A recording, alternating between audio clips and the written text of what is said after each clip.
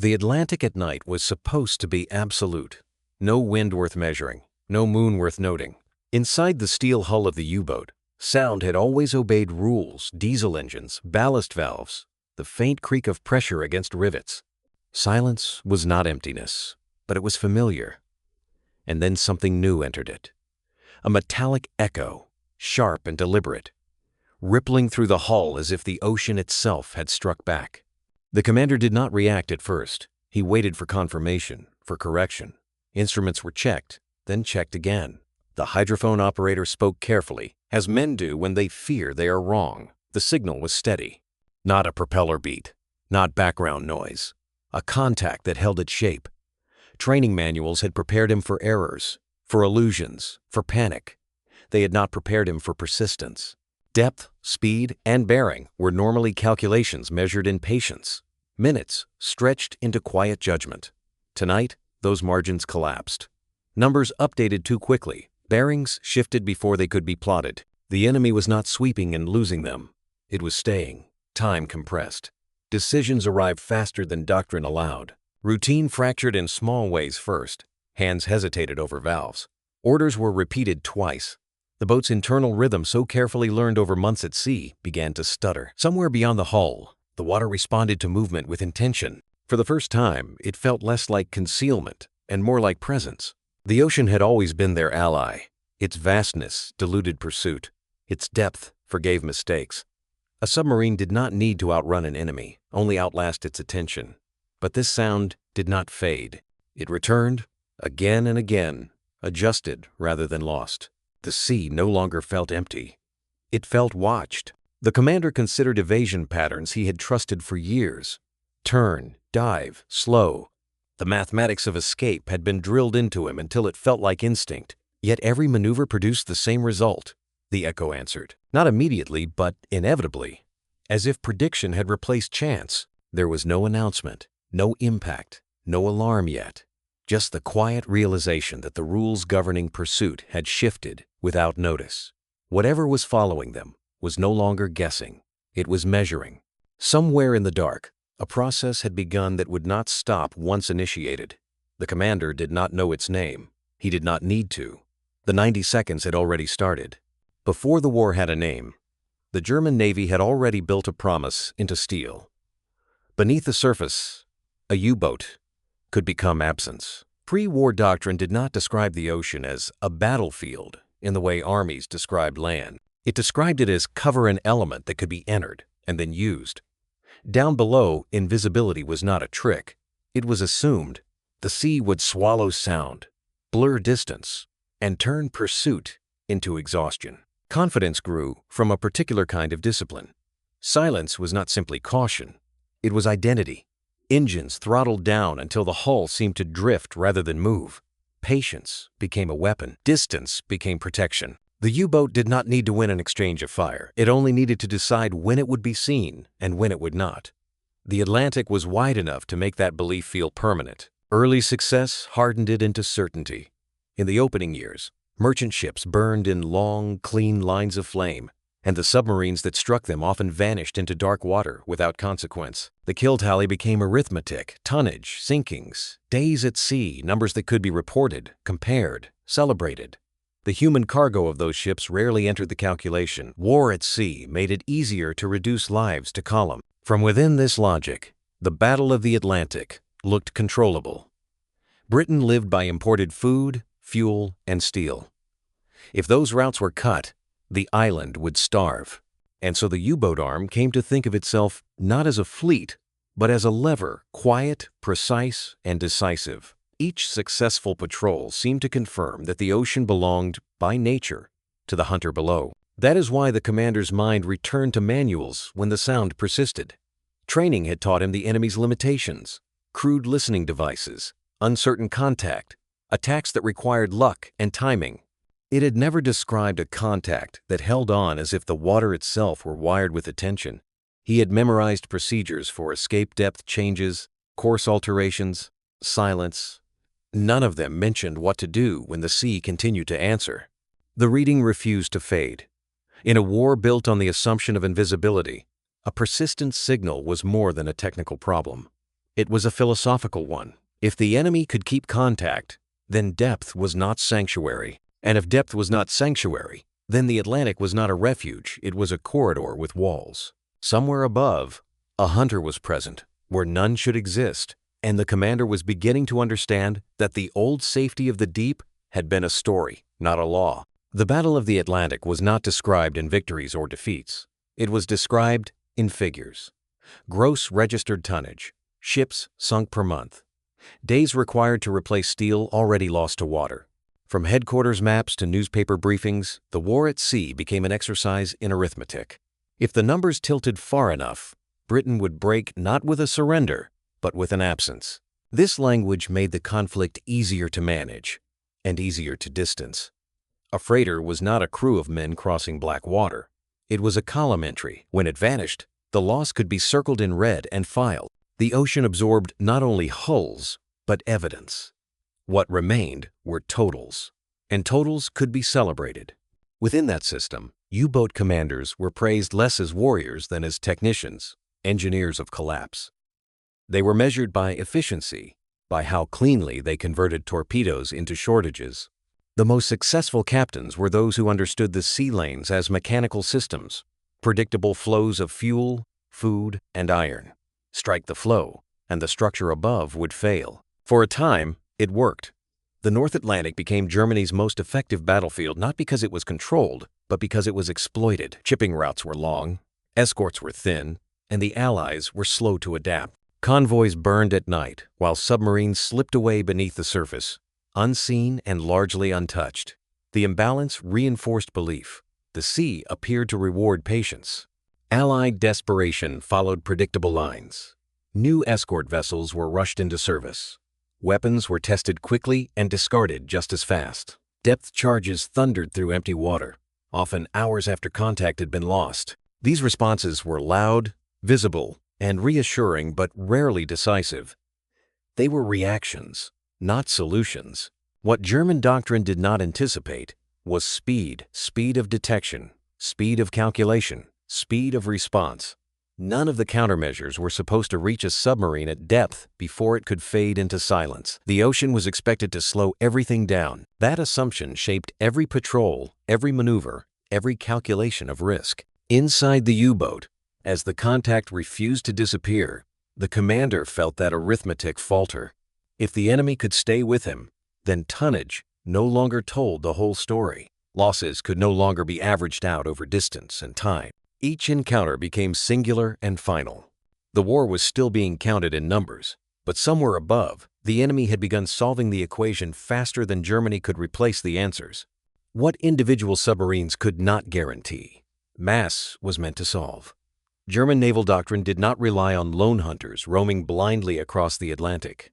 It relied on concentration on the belief that coordination itself could overwhelm defense. The wolf pack was not merely a tactic. It was an assurance that numbers, properly directed, would create inevitability. This doctrine bore the unmistakable imprint of Karl Donitz. He understood that a single submarine was fragile, limited by fuel, torpedoes, and fatigue. But many submarines, linked by radio and timing, could become something larger than steel hulls. They could become a system. Sightings were reported, positions shared, attacks sequenced. The ocean ceased to be random space and became organized opportunity. Radio traffic replaced instinct. Coordination replaced individual judgment. A contact was no longer an isolated moment, it was an invitation. U-boats converged from hundreds of miles away, guided not by sight, but by instruction. Timing mattered more than bravery, precision more than daring. The duel gave way to the swarm. Early success hardened this thinking into faith. Wolf packs overwhelmed thin escorts and tore into convoys that could not maneuver or hide. The method appeared flawless. Losses were acceptable. Results were undeniable. Each successful operation reinforced the belief that the system itself was correct and that refinement, not reconsideration, was all that was required. But success carries a quiet cost. Procedures become habits. Habits become assumptions. Over time, the Wolfpack doctrine grew less flexible, not more. New threats were filtered through familiar explanations. A lost boat was attributed to bad luck, poor execution, or momentary Allied improvement, not to a structural shift in the battlefield. Doctrine absorbed anomalies instead of confronting them. Training followed the same pattern. Crews drilled endlessly in evasion, silent running, depth changes, patience under pressure. They were taught how to disappear, not how to fight while being seen. The assumption remained intact. Contact could always be broken. Detection was temporary. Escape was a matter of discipline. This confidence was not loud. It did not announce itself as arrogance. It lived quietly in expectations, in the belief that the sea, by its nature, diluted threat, that even when the enemy adapted, adaptation would be slow, clumsy, and incomplete. The Wolfpack trusted not just in coordination, but in the physics of water itself. That is why the persistent contact felt wrong. It did not fit within the system. A hunter that stayed with its target undermined the logic of convergence and retreat. If a submarine could not disengage, then numbers no longer guaranteed survival. Coordination meant nothing if each boat could be individually held and destroyed. Still, faith is slow to erode. The Wolfpack believed the sea still belonged to them because it always had, and because no doctrine had yet taught them what to do when the ocean stopped granting permission to vanish. German submarines entered the war with ears finely trained for a specific world. Hydrophones were calibrated to recognize propellers, engine rhythms, the distant churn of escort vessels moving through water at speed. Listening was a passive act, and it assumed that the enemy would announce itself through motion. If nothing moved, nothing could be found. The ocean, in this understanding, rewarded stillness. Silence became armor. Engines were cut. Crews spoke in whispers. Even the boat's own systems were treated as potential betrayals. Depth, combined with quiet, created refuge. At greater pressure, sound bent and scattered. The physics were well understood, and they had saved countless crews. Down below, the sea did not merely hide a submarine, it protected it. Allied sonar was viewed through this lens. Early systems were loud, imprecise, and unreliable. They required active transmission, which meant revealing position as much as discovering it. German assessments described them as crude instruments, useful for intimidation, poor for certainty. Contact was fleeting. Once lost, it rarely returned. This belief hardened into expectation. Countermeasures followed accordingly. The goal was not to blind the enemy, but to wait them out, dive deep, reduce speed, let time and water do the work. There was little emphasis on disrupting detection itself because detection, as understood, was temporary. Avoidance was enough. The ocean would finish the job. What German engineers did not fully anticipate was how quickly their opponents were learning. Allied crews were failing, recording those failures, and adjusting. Sonar operators trained not just to find contact, but to keep it. Patterns were studied. Depth layers were mapped. The sea was no longer treated as a mystery, but as a system that could be read with sufficient patience. Inside the U-boat, the commander relied on instincts that had never betrayed him. Physics had always been reliable. Water behaved according to laws that did not change with nationality. Sound scattered. Pressure distorted. Given time, pursuit dissolved. He trusted these constants more than rumors of enemy innovation. But the contact did not behave as physics predicted. It adapted. When the boat slowed, it adjusted. When depth increased, the signal weakened, then returned, recalculated rather than lost. This was not blind listening. It was interpretation. The difference was subtle, but decisive. Trust does not fail all at once. It erodes in increments. First, as doubt, then as recalculation. Finally, as the realization that an assumption once treated as natural law has become outdated. The commander felt this shift not as panic, but as displacement, as if the sea itself had changed character without warning. Somewhere above, listening had evolved into tracking. And in that evolution, silence was no longer protection, it was simply data waiting to be processed. The first warnings did not arrive as alarms. They arrived as paperwork, sonar contacts that behaved unusually, escorts that did not lose the trail, boats that failed to return from patrols without transmitting distress. Each report, examined alone, appeared explainable. Instruments malfunctioned. Operators misread signals. Chance intervened. In a war measured by scale, anomalies were easy to dismiss. Survivors, when there were any, spoke cautiously. They described attacks that came too quickly, from angles that made little sense. Explosions ahead of the boat, not behind. A sense of being followed rather than found. These accounts were noted, summarized, and filed. Without numbers to support them, they carried little weight against established doctrine. High command interpreted losses through familiar frameworks. Submarines had always been attrited. The sea was unforgiving. Mechanical failure, bad weather, fatigue, all claimed hulls as reliably as enemy action. The assumption remained that the overall balance had not shifted. What was occurring was loss, not change. This distinction mattered. Attrition could be managed with production and training. Transformation required revision of tactics, of equipment, of belief. And revision is slow, especially when the system producing results appears fundamentally sound.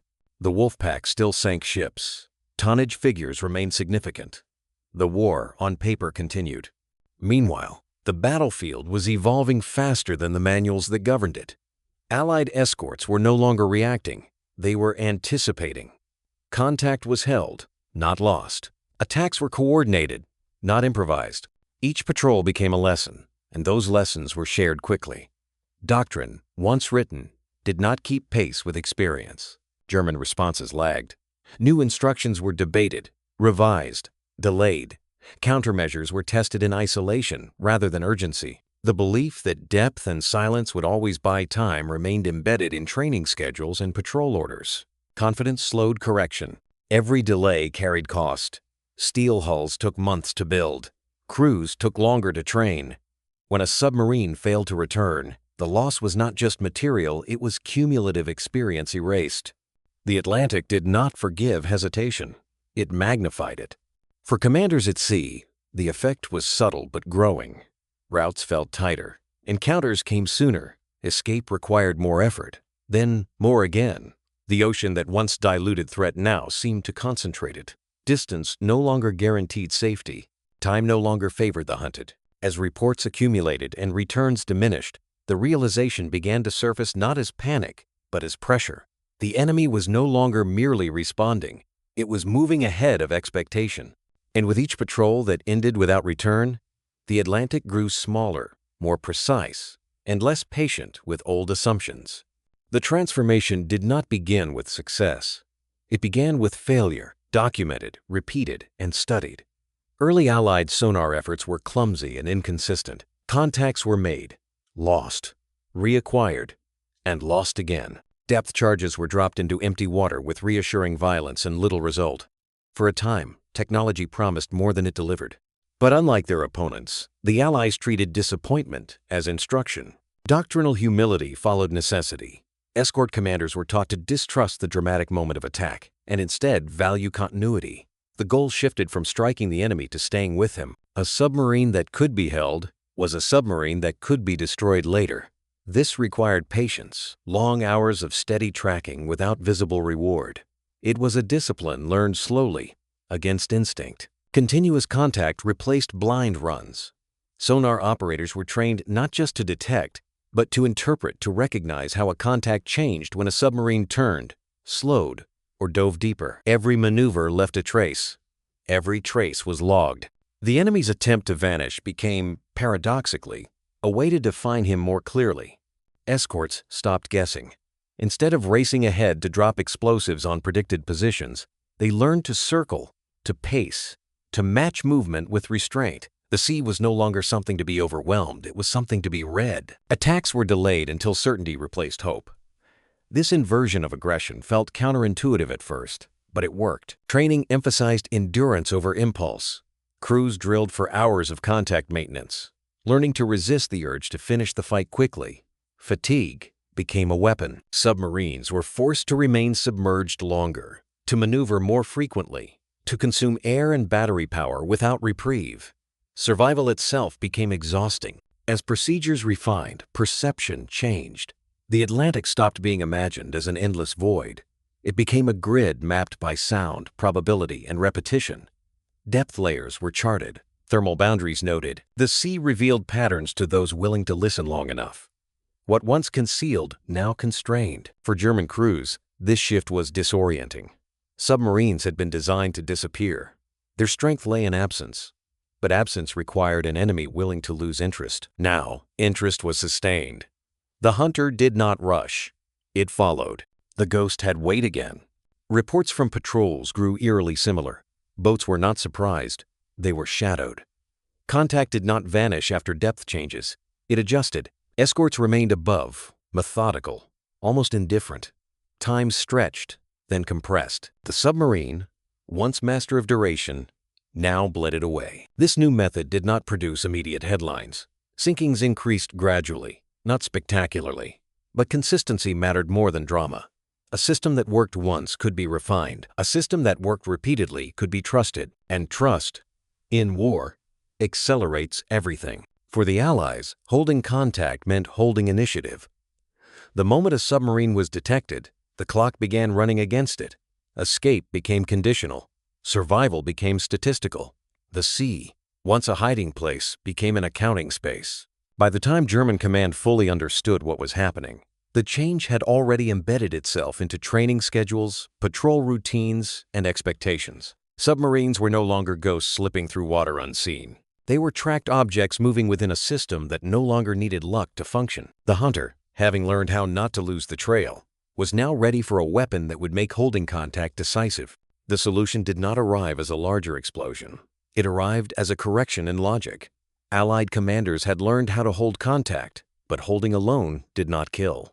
Traditional depth charges required escorts to pass over a submarine, losing sonar contact at the most critical moment. The attack itself created blindness.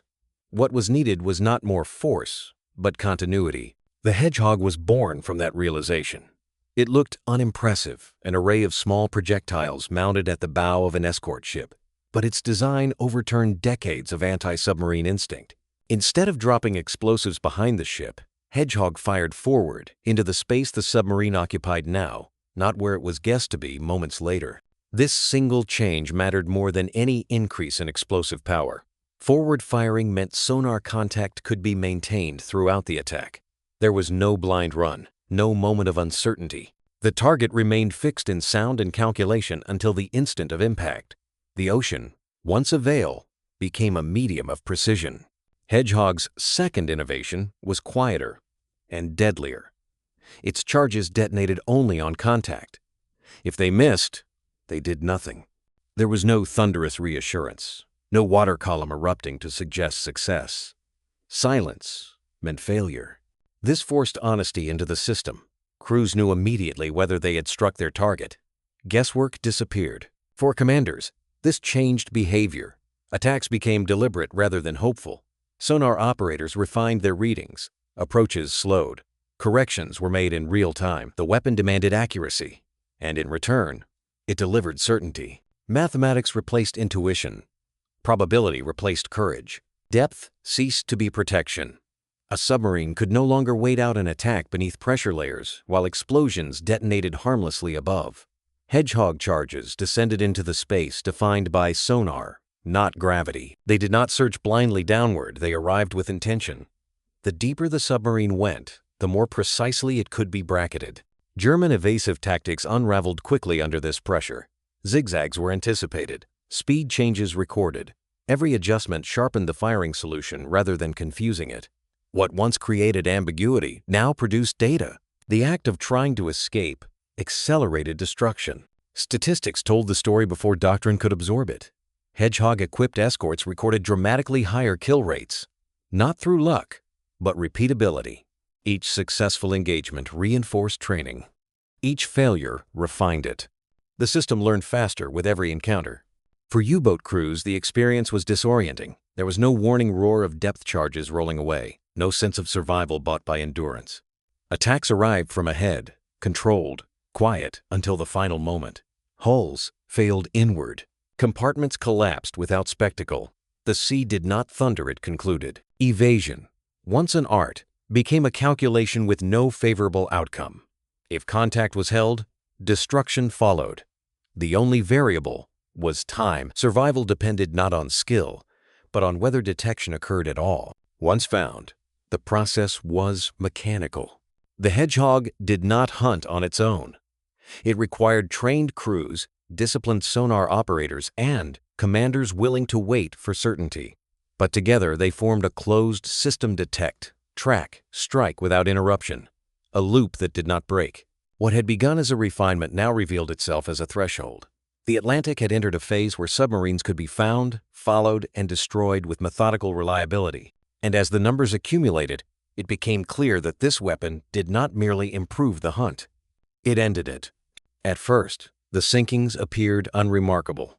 Another boat overdue, another patrol without return. In a war already consuming men and machines, absence was common enough to dull alarm. But as weeks passed, the pattern sharpened. Losses clustered around certain routes, certain escort groups, certain months. The randomness that once characterized submarine warfare began to vanish. Verification followed methodically. Allied records matched sonar logs to debris fields. Oil slicks were plotted. Wreckage locations aligned with attack reports.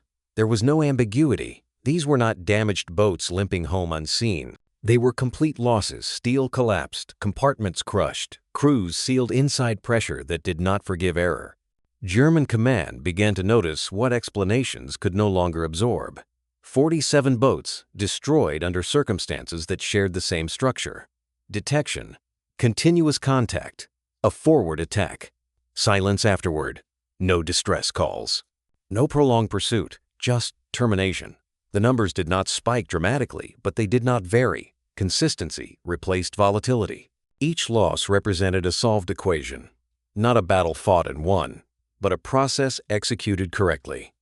The enemy did not need surprise. It did not need brilliance.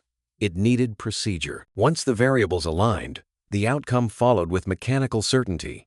Skill had been replaced by inevitability. For the crews, the experience left no room for narrative. Survivors few enough to count individually described the same sequence, the echo that did not fade, maneuvers that changed nothing, an attack that arrived from ahead, not behind. Then collapse. The hull failed inward. Lights died instantly, and pressure erased what remained. There was no time to understand, only to register that the end had come without warning. The absence of distress calls disturbed command more than the losses themselves. In earlier years, even doomed boats had time to signal, to report contact, to transmit coordinates. Now, the radio remained silent. The attack did not unfold, it concluded. This was not combat as previously understood. It was erasure. Attempts were made to reframe the data. Perhaps Allied patrol density had increased. Perhaps luck had turned. But luck does not repeat itself with precision. Luck does not produce identical timelines. 47 instances of silence pointed to a system at work. The Hedgehog did not announce its success with spectacle. There were no towering plumes of water, no prolonged barrages, just the absence of a submarine that had been present minutes before. This made the weapon difficult to mythologize and impossible to deny. It did not create stories. It ended them. Morale shifted subtly, then decisively. Crews departing on patrol knew the statistics. They knew which escort groups now carried the new weapon. They knew that once detected, options narrowed rapidly. Depth no longer offered time. Silence no longer bought distance. Survival had become conditional on remaining unseen forever. Command scrambled for responses, new countermeasures, altered routes, revised procedures. But these arrived slower than losses accumulated. The enemy's system was already mature. Adjustments came too late to interrupt its rhythm. Each engagement taught the escorts more than it taught the submarines. What frightened German planners most was not the total number lost, but the predictability of it. War is tolerable when outcomes remain uncertain. When patterns emerge, fear deepens. The Atlantic had become legible to the enemy, and lethal because of it. 47 times, the same calculation reached the same conclusion. Detect, track, strike, confirm. There was no escalation, no drama, only repetition. And repetition, when perfected, becomes final. The sonar contact did not waver. It did not stretch or blur as it once might have. It held steady, fixed in bearing and depth, as if anchored to the submarine itself. For the escort above, this was confirmation. For the commander below, it was something else entirely, the quiet realization that pursuit had become custody. Orders were given quickly, not because they promised escape, but because action delayed acceptance. A course change, a descent, engines adjusted in measured increments. Each maneuver was executed with precision born of long habit, and each one produced the same result. The contact adjusted, not hurried, not alarmed, simply present. The mathematics of evasion had collapsed. Speed no longer widened distance. Depth no longer bent sound enough to confuse interpretation. Every movement translated cleanly into data. The submarine was no longer acting. It was being observed acting. The difference was subtle, but absolute. Then the attack began, and it arrived from the wrong direction. There was no long wait, no rolling thunder of depth charges slipping past the hull. Instead, a sequence of sharp detonations cut through the water ahead of the boat, forward, where no explosion was supposed to be. The sound was not overwhelming, it was precise. A rapid series of impacts that felt less like assault and more like conclusion. Hull plates deformed inward. This detail mattered. Depth charges pressed from above, testing structure gradually. These forces arrived laterally, compressing compartments faster than pressure systems could compensate. Steel flexed where it had never been designed to. Rivets sheared. Bulkheads failed not explosively, but decisively. Lights went out without drama. Filaments snapped. Batteries shorted. The interior of the boat dissolved into darkness, broken only by emergency lamps that flickered briefly before dying as well. The air changed character, denser, harsher. Systems designed to manage pressure no longer recognized the environment they were meant to regulate. Training offered no next step. Manuals assumed progression, contact, evasion, survival. There were procedures for flooding, for fire, for damage control. None for inevitability. Commands lost meaning when there was nothing left to adjust. Sound took over. The groan of steel under compression. The hiss of ruptured lines. The sudden, violent rush of water through spaces never meant to be open. Men did not shout. There was no time for language. Breath became the only rhythm that mattered. Time compressed. 90 seconds became indistinguishable from 10. Each moment arrived without transition, stripped of sequence. Thought narrowed. There was no future to plan for, only sensation to endure. The ocean did not roar. It pressed. For the commander, the final awareness was not fear, but clarity. This was not a failure of nerve or skill. It was the arrival of a system that had already decided the outcome. The war, in this place, had been reduced to process. He was no longer an actor within it, only its endpoint. Above, the escort maintained course. Sonar contact disappeared, not gradually, but instantly. The signal collapsed into absence. There was no secondary explosion, no debris rising to confirm what had already been calculated. Silence returned, altered only by the certainty that something had ended beneath it. The last 90 seconds passed without ceremony. No signal was sent, no record made from below. The Atlantic closed over the space where the submarine had been, and the war moved on, having crossed a line from which it would not return. The loss of a single submarine could still be explained. The loss of dozens under identical conditions could not. By the time the pattern was undeniable, the assumptions underpinning German naval doctrine were already failing at sea. Wolfpack tactics, designed for coordination and concentration, proved brittle when faced with an enemy that could hold contact indefinitely.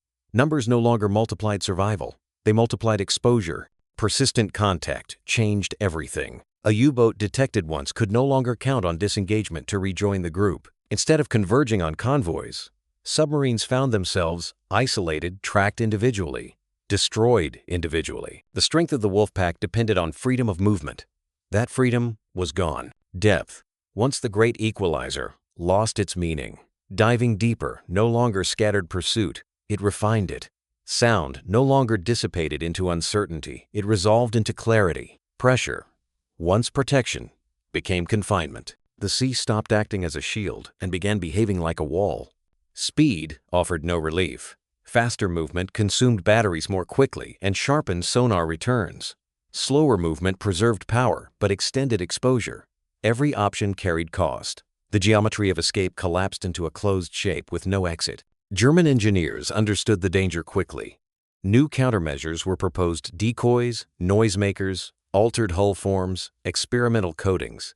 But these required testing, production, and training. Time was the one resource no longer available. Each patrol lost erased not only a crew, but an opportunity to adapt. Strategic initiative does not always change hands with announcement. There was no single battle marking the shift, no dramatic communique. Instead, it slipped away quietly. Convoys began arriving intact, lost radios reversed, Allied escorts dictated engagement terms. German command found itself responding rather than shaping outcomes. The Atlantic itself seemed to change character. Routes once considered dangerous stabilized. Shipping schedules grew predictable. The sea lanes that had once favored the submarine now rewarded the escort. Control did not come from domination, but from reliability. Within headquarters, recognition arrived slowly and painfully. The reports no longer spoke of opportunity, only of survival. Patrol areas were reduced, missions shortened, expectations lowered. The language of confidence gave way to the language of endurance. A war once thought winnable through arithmetic was now merely survivable through restraint. For those still at sea, the shift was unmistakable. The hunter had become the one avoiding contact. Silence, once a tool of control, became a sign of fear. The submarine force continued to operate, but without illusion. The deep no longer belonged to them. Commanders began to understand that no tactical refinement could reverse what had occurred. The enemy's system detect, track, strike had reached maturity. It no longer depended on novelty. It depended on repetition. And repetition favored the side with greater resources, faster learning, and fewer illusions.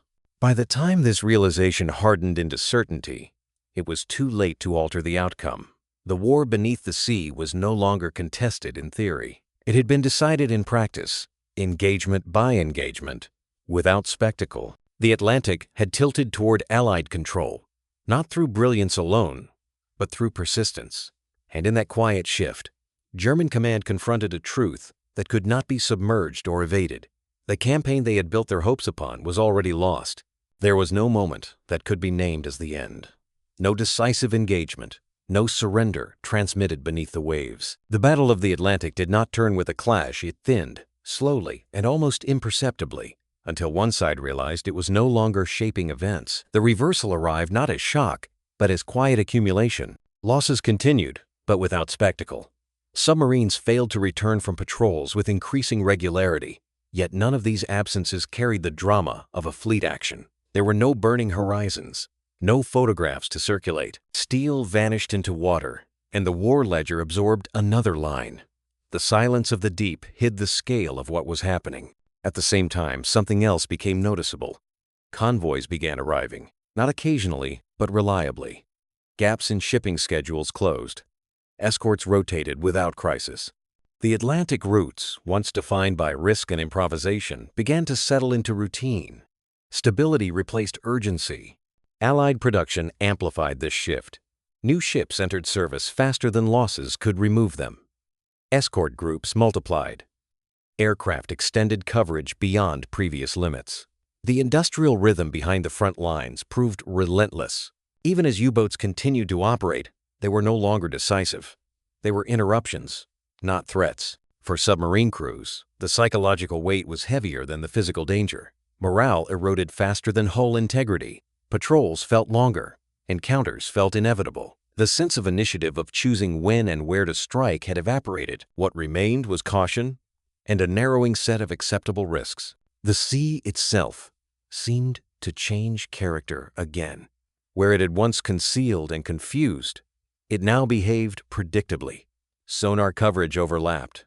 Air patrols followed schedules. Shipping moved along routes, mapped by probability rather than hope. The Atlantic became orderly, not because it was controlled absolutely, but because it was understood well enough. German command struggled to articulate what had been lost. The submarine arm still existed. Boats still sailed. Sinkings still occurred. But advantage is not measured by existence alone. It is measured by influence. And influence had slipped away without announcement. There was no ceremony to mark this moment. No declaration that the campaign was over. Instead, the war beneath the sea simply stopped being central. Other fronts demanded attention. Other crises consumed resources. The Atlantic, once the axis upon which survival turned, became a background certainty. This invisibility was its own kind of defeat. Without drama, there was no rally. Without a single catastrophe, there was no reckoning. The realization spread slowly through reports, through reduced expectations, through the quiet lowering of ambition. A campaign built on precision and patience had been undone by the same qualities, applied more effectively by the enemy. By the time the implications were fully understood, they were irreversible. The advantage Germany had relied upon, the belief that the sea would always offer concealment and time, had dissolved. Not shattered, dissolved. And like salt in water, it left no trace behind to grasp. The Atlantic did not celebrate its new order. It simply continued, carrying ships across its surface with growing regularity. And in that unremarkable continuity lay the final evidence that the battle for control beneath the waves had already been decided without noise, without markers, and without mercy for those who noticed too late. Long after the last echoes faded, the wrecks continued their descent. Steel hulls, once taut with purpose, settled into the cold geometry of the seabed. They did not scatter. They came to rest intact more often than shattered, pressed inward by forces that had acted quickly and without spectacle. In these depths, there was no corrosion of memory, only preservation. The Atlantic kept what it took. No markers rose above them. No graves were cut into stone. The locations were recorded as coordinates, then archived. Some would not be revisited for decades. Others would never be seen again. Down below, the submarines remained exactly as they had ended systems, frozen mid-function, compartments sealed by pressure rather than flame. Silence became permanent. On land, the consequences arrived more slowly. Families received notices that avoided detail. Missing, presumed lost, dates without circumstances. The language was careful, economical, and final. There were no bodies to return, no accounts to interrogate. Mourning unfolded without narrative, shaped by absence rather than understanding. For command, the transformation was bureaucratic. Losses were integrated into summaries. Tables replaced names. Patrol numbers stood in for men. The abstraction that had once made strategy manageable now insulated decision-makers from its human cost. This was not cruelty, it was necessity. War at scale required distance. But distance also dulled reckoning. The ocean, meanwhile, retained its evidence without comment. It held hulls, personal effects, instruments stopped at their final readings. It preserved the physical truth of what had happened, long after doctrine had shifted and records had been closed. The Atlantic did not reinterpret events. It simply remembered them as they were. Years later, post-war analysis would make explicit what had only been suspected in fragments during the conflict. Patterns emerged clearly when freed from urgency. Engagement logs aligned with wreck surveys. Sinkings correlated precisely with escort capability and weapon deployment. There were no mysteries left to solve. The campaign's outcome could be traced to method rather than moment. What became clear was not a failure of courage. German crews had not broken. They had continued to sail into narrowing odds with discipline intact. Nor was it a failure of seamanship. Boats were handled well, often expertly, under conditions that offered little margin. Survival had not hinged on will. It hinged on systems. Technology had reshaped the terms of the contest faster than belief could adapt. Continuous contact, forward-fired weapons, procedural patience, these were not dramatic innovations individually. Together, they formed an architecture of inevitability. Once engaged, the outcome followed.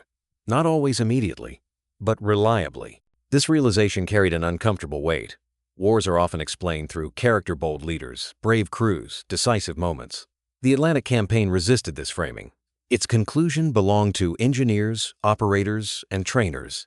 To those who refined processes quietly and trusted repetition more than instinct, the moral consequence was subtle but enduring. Efficiency shortened the war at sea, but it also erased the space in which individual acts could matter. There were fewer stories to tell because there were fewer choices left to make once detection occurred. The human element did not disappear, but it no longer determined outcome. For the families left behind, this offered little comfort. Knowing that a system had worked as designed did not fill empty chairs or explain final moments. Absence remained absence, regardless of cause. The ocean gave nothing back. As decades passed, the wrecks became part of another arithmetic depth, corrosion rates, exploration windows. They entered the language of archaeology rather than strategy, but they did not lose significance. Each hull marked a point where belief met reality and failed to adjust in time. The Atlantic, often described as a void, proved instead to be an archive.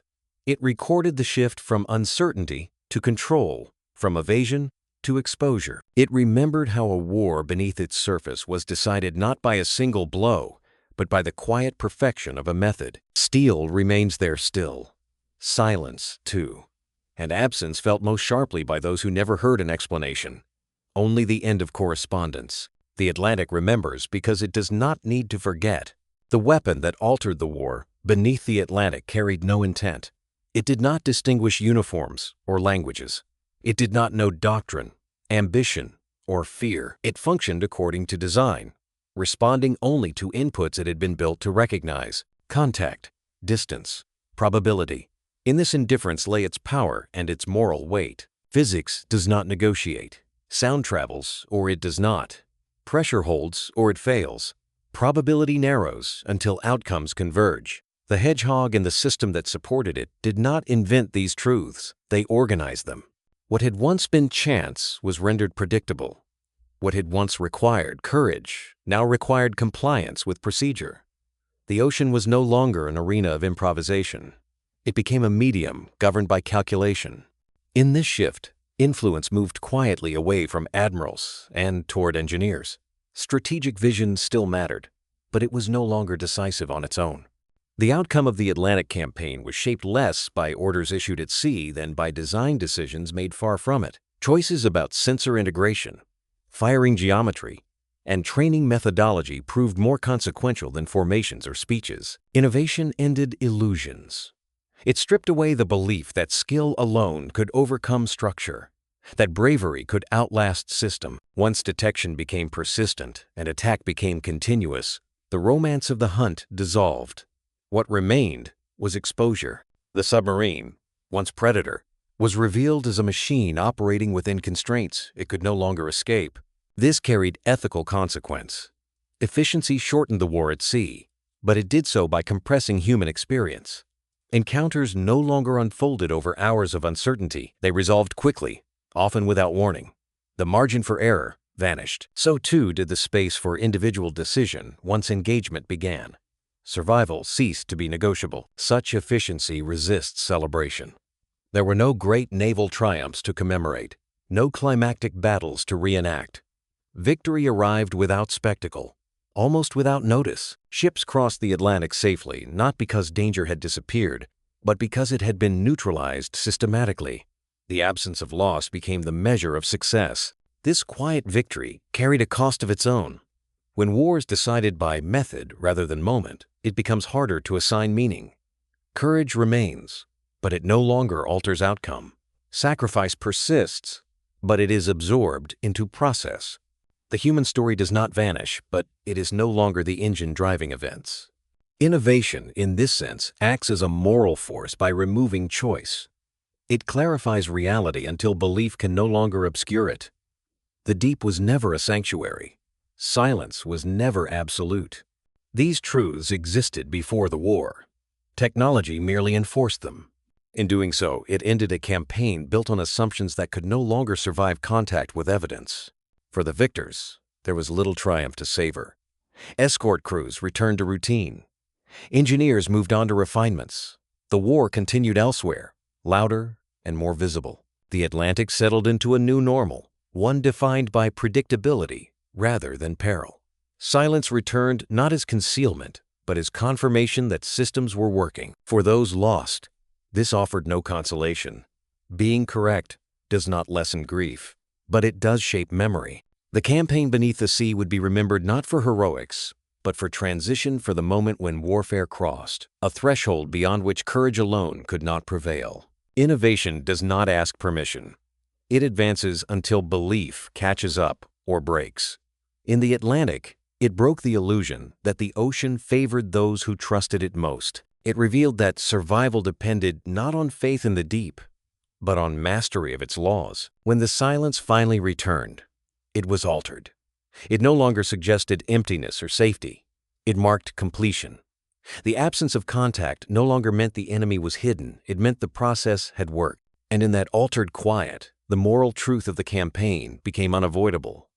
The war beneath the waves had been decided not by hatred or heroism, but by the steady refinement of understanding applied without hesitation and without mercy. The sea was never empty. That belief had sustained generations of sailors, and for a time, it had protected them. Vastness suggested mercy. Depth implied concealment. Silence felt like permission. But the Atlantic had never been vacant. It had only been unread. What changed was not the ocean itself, but the listener. For decades, submariners trusted the deep to absorb their presence. Water bent sound, scattered pursuit, and softened consequence. These were not myths. They were observable truths, but truths bounded by conditions. Once those conditions shifted, once listening became interpretation rather than detection, the illusion collapsed. The sea did not change sides. It revealed itself. In the commander's final moments, there was nothing unique. That, more than anything, defined the end. His experience mirrored dozens before him and dozens after. The same unbroken contact, the same futile maneuvers, the same forward detonation, the same inward collapse. No last-minute ingenuity altered the outcome. No courage interrupted the sequence. Individual distinction dissolved into pattern. This was a war decided by contact, not courage. Courage still existed, it always does, but it no longer determined survival. Once detected, the outcome followed process rather than will. The hunt had become administrative. Detection initiated procedure. Procedure concluded engagement. The space for heroism narrowed until it vanished. The Atlantic ceased to be a refuge, not because it became hostile, but because it became legible. Routes were mapped. Depth layers cataloged. Probability replaced mystery. What had once protected submarines, the ocean's complexity, was now the medium through which they were undone. Knowledge filled the void where faith had lived. Predators lost their asymmetry. Submarines, designed to exploit invisibility, found themselves exposed by the very element they relied upon. The hunter's advantage evaporated when the hunted could be followed without interruption. The ocean no longer hid it connected. Sound traveled with purpose. Silence became merely the absence of movement, not the absence of presence. This transition carried a quiet finality. There was no ceremony to mark the end of the depth illusion, no proclamation that the sea had changed allegiance. The illusion simply stopped working. Boats continued to dive. Crews continued to trust procedures. And they continued to vanish. History often seeks turning points in declarations or battles. The Atlantic offered none. Its decision unfolded in laboratories, training rooms, and patrol routines. In the steady refinement of tools that did not tire or doubt. In the patience of operators who learned to wait rather than rush. In the acceptance that the sea could be understood well enough to remove chance from its outcomes. For those who survived the campaign, the lesson lingered uncomfortably. Mastery of environment does not come from belief, but from comprehension. The ocean had always obeyed physics. It had always transmitted sound. It had always responded to movement. Only the listeners had changed. The war beneath the waves ended not with a victory parade, but with regularity. Ships arrived. Convoys held. Absence replaced anxiety. The Atlantic became a passage rather than a threat. And in that normalization lay the true marker of defeat for those who had once ruled its depths. The commander's boat settled into darkness, like so many others, steel resting against silt, systems stilled, a final position recorded only by those who knew where to look. The ocean closed over it without malice or memory. It did not punish. It concluded. What remained was the recognition that trust in concealment is only as strong as the enemy's inability to listen. Once listening improves, concealment becomes exposure. Once exposure becomes continuous, survival becomes conditional. The deep does not save those who believe in it. It saves those who understand it. They trusted the deep to save them. It never did.